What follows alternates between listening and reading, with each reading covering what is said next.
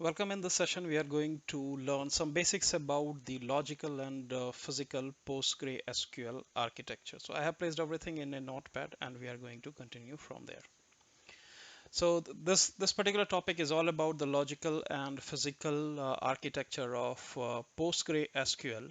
So the first thing is PostgreSQL has been popular from so many years because of this is one of the most famous open source relational database. And if we say in terms of its position, it is considered as number one position in terms of the open source relational database. So just talking about the few of the concepts, the first thing in this PostgreSQL is what is a PostgreSQL cluster? So if we say PostgreSQL cluster, this cluster doesn't mean the cluster which we know about in the clustering world. It doesn't mean the n number of nodes which are joined together to form as a unit. In case of PostgreSQL, a cluster is a collection of databases which is hosted on a Postgre server. So that's all about the PostgreSQL cluster. So in one cluster, there may be many databases. In one database, there may be many objects, and a data object is it can store the object at the same place, or it can refer to some remote location as well. So in PostgreSQL world, we'll say a database is also called as the database objects. So just to show you a small a bit of demo. Uh, so it's all about so when you install the cluster PostgreSQL, when you install it, let's say on Linux, then one of the final step which you perform is you execute PostgreSQL version number setup and initdb. That means you initialize the database. Once you do that in the particular location, it is going to create a number of directories and subdirectories, which stores the information directories of and files. So we discussed about PostgreSQL cluster.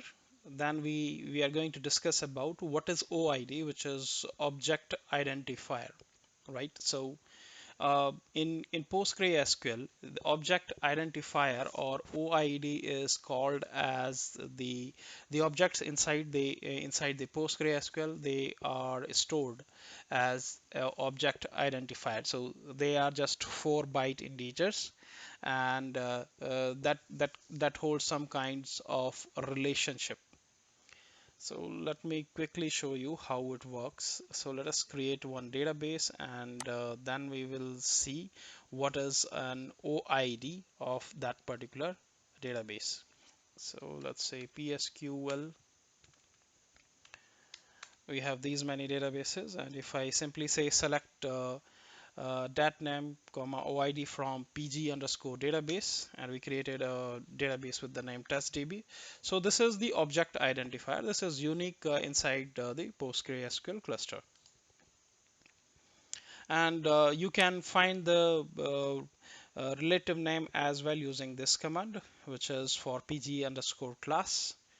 So here also, oh, okay, um, I should have given the table name over here. Again, we will have this thing in going forward.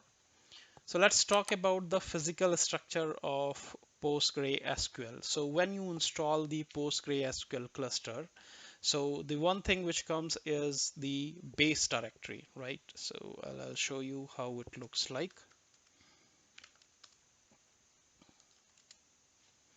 So this is my data directory. If you simply say PSQL show data underscore directory, then it will show you this location where all the database related files are stored. So this creates all the directories and files when you initialize your database. And when we are talking about the base directory, it is created at this location. So if you see, there will be a directory called as base over here. Can you see this? This is base directory. Coming out to discuss about some of the files and subdirectories under the base directory. So let me show you over here ls-r ls-ltr grep conf. We just wanted to see what are the different configuration files. So one of the important file over here is pg underscore version. So where is that pg underscore version? Here it is. So if you view this, you will be able to see the version of the database. That's the major version of this PostgreSQL cluster. Along with that, there are n number of configuration file. One is postgresql.conf, which consists all the configuration related parameters of PostgreSQL cluster. And there is another file which is relevant to this, which is postgresql.auto.conf. That means if you have executed any alter system, and if there is a dynamic parameter which can be changed while the database is running and it doesn't require a restart, then it will be stored over there, and your instance, PostgreSQL instance or cluster, is going to read it from here. It will be overwritten by the alter system command. So there is another file which is very, very important. It is pg underscore host based authentication dot configuration file. That means the client authentication happens through this file. So all the information related to the client, like how they are getting authenticated, what should be the database name, what should be the IP, and what kind of authentication it has to go through.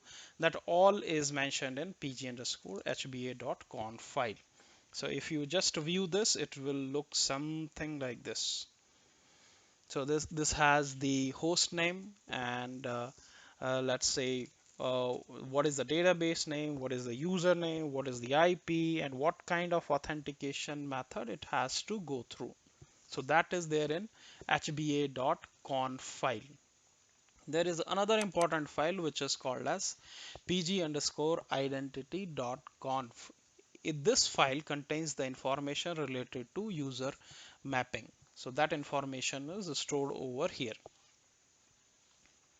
So we discussed 5 important files, and then moving on to the directories and subdirectories. So I will not uh, from here we will not try to navigate, but that will be confusing. So I'll show you base.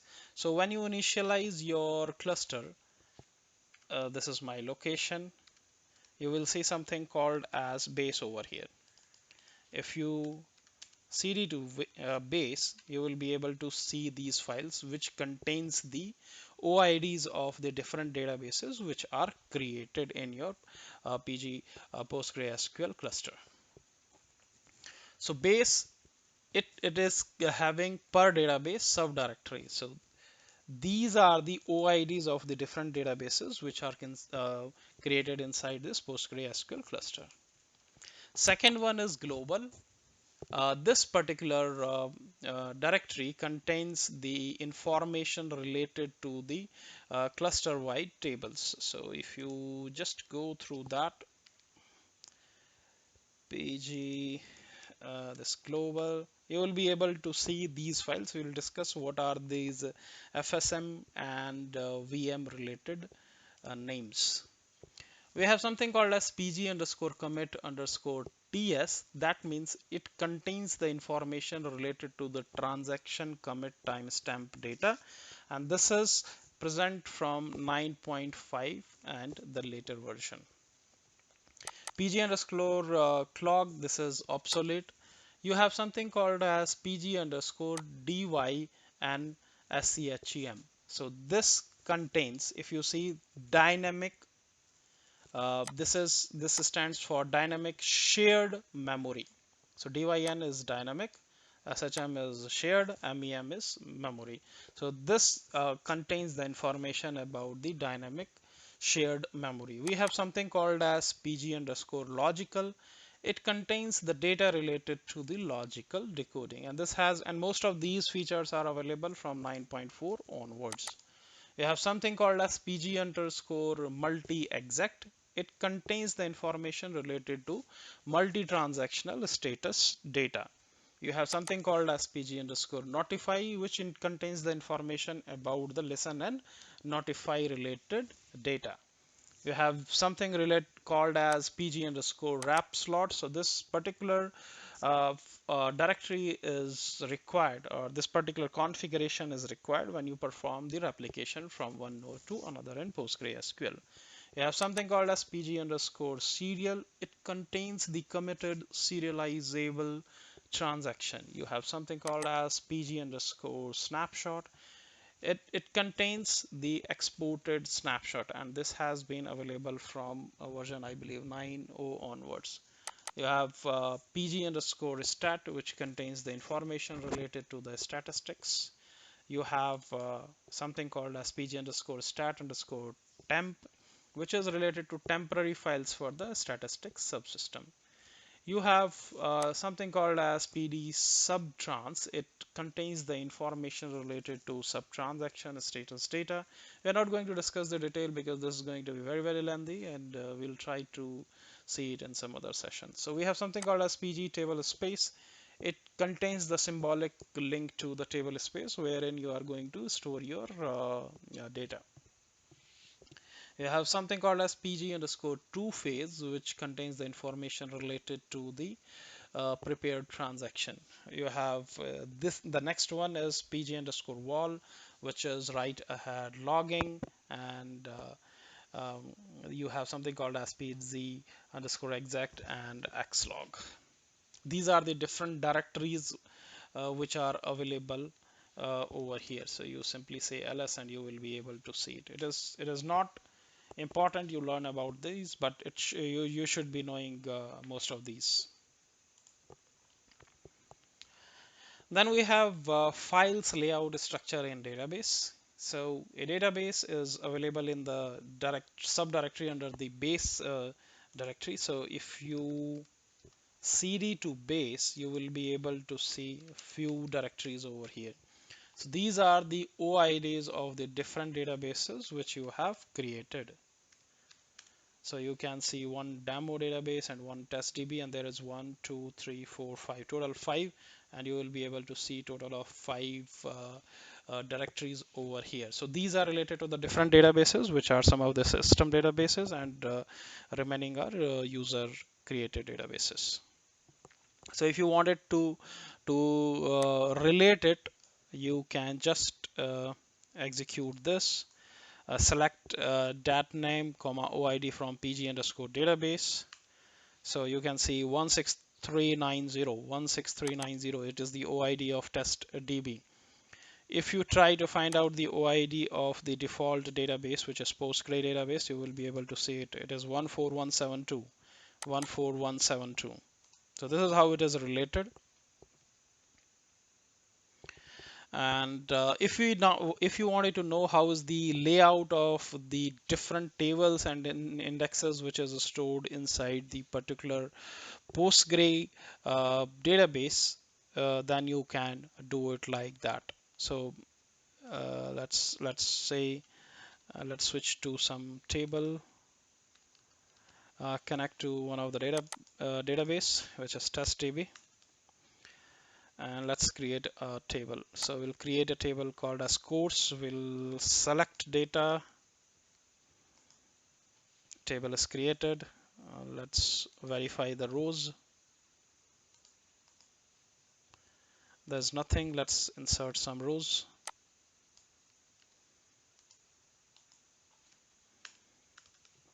You can see there are 3 rows inserted, and if you simply say find out the OID and other information related to that particular table, you can execute this, and you can see that OID of this particular table is 16397.